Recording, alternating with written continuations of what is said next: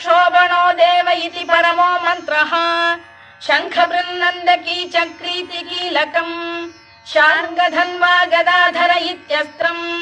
रथाङ्गपाणिरक्षोभ्य इति नेत्रम् त्रिसामासामरः सामेति कवचम् आनन्दम् परब्रह्मेति योनिः ऋतुः सुदर्शनकार इति दिग्बन्धः श्रीविश्वरूप इति ध्यानम् श्रीमहाविष्णुप्रीत्यर्थे सहस्रनाम जपे विनियोगः ध्यानम् क्षीरोदन्वत्प्रदेशे शुचिमणिविलसत्सैकते मौक्तिकानाम् मालाक्लुप्तासनस्थस्फटिकमणिनिभैर्मौक्तिकैर्मण्डिताङ्गः